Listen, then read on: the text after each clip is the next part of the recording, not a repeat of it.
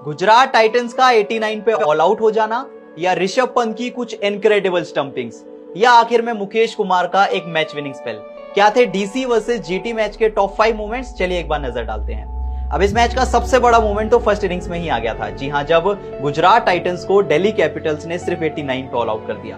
अब अगर डीसी की बात करें तो ये in terms of balls remaining Delhi Capitals की आईपीएल हिस्ट्री की सबसे बड़ी जीत थी। इसके अलावा अगर गुजरात की बात की जाए तो ऐसा पहली बार हुआ जब गुजरात की टीम 100 के अंडर ऑल आउट हुई। दूसरे बड़े रिकॉर्ड की बात करें तो गुजरात टाइटंस ने अपना आईपीएल हिस्ट्री का सबसे लोएस्ट स्कोर भी इसी मैच में रिकॉर्ड किया। इसका मतलब आप अगर दोनों टीम्स को देखेंगे तो एक तरह से दोनों टीम्स के लिए कुछ ना कुछ रिकॉर्ड्स बने। एक तरफ गुजरात की टीम जो कि 89 पे ऑल आउट हो गई, और दूसरी तरफ अगर दिल्ली कैपिटल्स की बात करें तो उन्होंने अपना आईपीएल हिस्ट्री की सबसे बड़ी जीत रिकॉर्ड की, और यही था इस मैच का सबसे बड़ा मोमेंट। अब गुजरात को ऑल आउट करने में ऑब्वियस सी बात है दिल्ली के कई गेंदबाजों ने बड़ा रोल निभाया। सबसे पहले मुकेश कुमार की बात करें जिन्होंने 14 रन देकर 3 विकेट चटकाए। उसके बाद ईशांत शर्मा ने 8 रन देकर 2 विकेट चटकाए, और ट्रिस्टन स्टब्स ने तो एक ही ओवर डाला, उसमें भी 11 रन देकर 2 विकेट चटका दिए, और इस स्पेल्स की बदौलत दिल्ली कैपिटल्स ने रजिस्टर की आईपीएल हिस्ट्री की सबसे बड़ी जीत। इसके बाद चलिए दूसरे मोमेंट पर चलते हैं। और ऐसा बहुत कम होता है कि अगर दिल्ली की टीम खेल रही हो और सबसे बड़े मोमेंट में ऋषभ पंत का नाम ना हो। अब जरूर आज ऋषभ पंत को ज्यादा बैटिंग का मौका तो नहीं मिला, लेकिन वो स्टंप्स के पीछे ऋषभ पंत ने दिखा दिया कि क्यों इंडियन क्रिकेट टीम में इस time one of the best wicket keeper Rishabh Pant है। क्योंकि सबसे पहले 5वें ओवर की आखिरी गेंद थी, बॉलिंग कर चल रही थी और सामने थे डेविड मिलर। एक बहुत अच्छा एज लगता है डेविड मिलर का, और बॉल ऑलमोस्ट ऋषभ पंत की दूसरी साइड जाती है, लेकिन ऋषभ पंत क्या डाइव लगाकर कैच पकड़ते हैं। जो भी उस कैच को देखता है वो बताता है कि ऋषभ पंत किस क्वालिटी के विकेट कीपर है, क्योंकि बॉल जो थी वो ऋषभ पंत की रीच से बहुत दूर थी। जब अंडर एज लगा तो जो बॉल थी वो दूसरी साइड जाकर गिरी, लेकिन ऋषभ पंत ने डाइव लगाकर एक आउटस्टैंडिंग कैच पकड़ा। वैसे एम्पायर ने आउट नहीं दिया था, लेकिन ऋषभ पंत ने डीआरएस लेने का फैसला किया, जिसमें पता चला कि डेविड मिलर का क्लियर एज लगा था। सिर्फ ये मोमेंट ही नहीं, इसके बाद जब ट्रिस्टन स्टब्स गेंदबाजी करने आए तो इस ओवर में 2 बार ऋषभ पंत ने कुछ ऐसी स्टंपिंग्स करके दिखाई जो कि थोड़ी थोड़ी फैंस को एमएस धोनी की भी याद दिला गई। सबसे पहले 8.3 ओवर्स में अभिनव मनोहर थे और 8.5 में शाहरुख खान थे।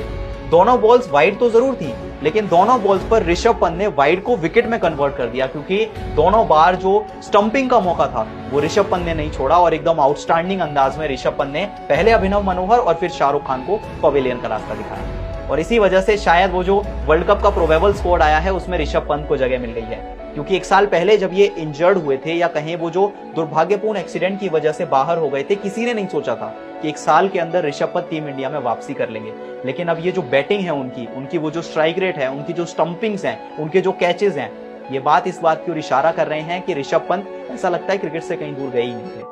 आउटस्टैंडिंग स्टंपिंग इस मैच का सबसे बड़ा मोमेंट होगा ऋषभ पंत की विकेट कीपिंग। इसके बाद अगर तीसरे बड़े मोमेंट की ओर जाएं तो वो होगा ट्रिस्टन स्टब्स का गेंदबाजी करना। एक ऐसा खिलाड़ी जो कि बैटिंग करता है, विकेट कीपिंग भी कर लेता है, और आज इस खिलाड़ी ने बॉलिंग भी करके दिखा दी, क्योंकि 9वें ओवर में जब सामने थे अभिनव मनोहर जो कि एक लेफ्ट हैंडेड बैट्समैन है। अब उस टाइम पर आप कुलदीप यादव को लगा नहीं सकते, आप अक्षर पटेल को लगा नहीं सकते, वो लेफ्ट आर्म स्पिनर है। तो पंत ने क्या किया, चलो हमारी टीम में एक ही ऑफ स्पिनर है ट्रिस्टन स्टब्स, उनको गेंदबाजी करा के देखते हैं। और ट्रिस्टन स्टब्स ने इस ओवर में 2 बड़े विकेट चटकाए। पहला विकेट था अभिनव मनोहर का, दूसरा था शाहरुख खान का। शाहरुख खान तो वो बेचारे इंपैक्ट के तौर पर आए थे, सिर्फ 2 बॉल्स के अंदर शाहरुख खान को भी आउट कर दिया। मतलब वो कहते हैं ना, वो जो मैजिकल आर्म, वो ग्लेन फिलिप्स की बात करते हैं, क्योंकि वो एक आउटस्टैंडिंग फील्डर हैं, अच्छे बैट्समैन हैं, विकेट कीपर हैं और बॉलिंग भी कर लेते हैं। अब धीरे धीरे वो काम ट्रिस्टन स्टब्स भी कर रहे हैं, क्योंकि अब तक इस टूर्नामेंट में ट्रिस्टन स्टब्स वो वन ऑफ द पॉजिटिव्स रहे थे, जो कि बहुत अच्छा कर रहे थे डीसी के लिए। इसके बाद विकेट कीपिंग का तो मौका भी मिला ही नहीं है, क्योंकि टीम में ऋषभ पंत हैं, लेकिन अब थोड़ी सी वो ऑफ स्पिन गेंदबाजी भी शुरू कर दी है, तो ये डीसी के लिए एक बहुत बड़ा पॉजिटिव साइन है। अगले मोमेंट की ओर चलें तो वो होगा जेक फ्रेशर मैकगक। सिर्फ 22 साल का ये खिलाड़ी है। इसको लेकर ग्लेन मैक्सवेल ने कहा था कि he is going to be the player to watch out for. सिर्फ छोटा सा ये खिलाड़ी है, लेकिन इसके जो शॉट्स हैं क्वालिटी शॉट्स हैं, इसीलिए कुछ लोग कहते हैं कि उनकी बैटिंग में किसी को डेविड वार्नर की तो किसी को ग्लेन मैक्सवेल की झलक दिखती है। ये एक ऐसा खिलाड़ी है जिसने अपना आईपीएल डेब्यू पर जब अपना पहला स्कोर किया तो वो एक छक्का था। इस खिलाड़ी ने अपने दूसरे मैच में जब अपना पहला स्कोरिंग शॉट लगाया वो भी एक छक्का था। इस मैच में जरूर उन्होंने एक छोटी सी पारी खेली, लेकिन एक इंपैक्टफुल पारी खेली, क्योंकि डीसी को ये मैच जीतना तो था ही, क्योंकि बहुत कम स्कोर आपको चेस करना था। लेकिन आपको अगर आप वो 9 ओवर्स के अंदर चेस कर जाते तो आप पॉइंट्स टेबल में भी 6ठे नंबर पे पहुंच जाते। और डीसी ये काम कर पाई क्योंकि जेक फ्रेशर मैकगक ने सिर्फ 10 बॉल में 20 रन बनाए और आपको वो फाउंडेशन दे दिया जहां से बाकी के प्लेयर्स के लिए काम बहुत आसान हो गया।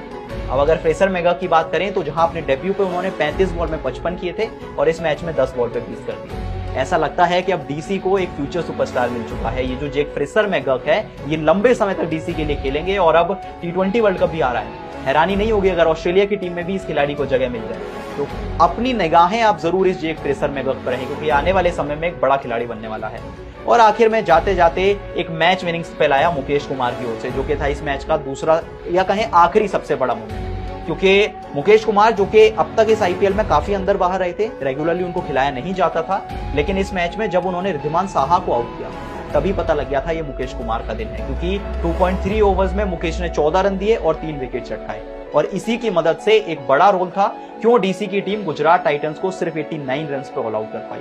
Well done Mukesh Kumar. जरूर वो वर्ल्ड कप स्क्वाड का जो प्रोबेबल आया है उसमें तो जगह नहीं मिली है मुकेश को, लेकिन अगर मुकेश कुमार इसी तरह से गेंदबाजी करते हैं, इसी तरह से स्टंप्स को बिखेरते रहेंगे, तो हो सकता है कि जब इवेंचुअल ऑफिशियल स्क्वाड अनाउंस हो टीम इंडिया का, तो उसमें आपको मुकेश कुमार का नाम दिख जाए। तो ये थे इस मैच के टॉप 5 बड़े मूवमेंट्स। अब सबसे अच्छा मूवमेंट आपको कौन सा लगा, या आपको लगता है कोई और मूवमेंट भी है जो कि इस लिस्ट में होना चाहिए, तो अपनी राय मुझे कमेंट सेक्शन में जरूर बताएं। और अगर वीडियो पसंद आई तो जाते जाते वीडियो को लाइक और शेयर जरूर करें।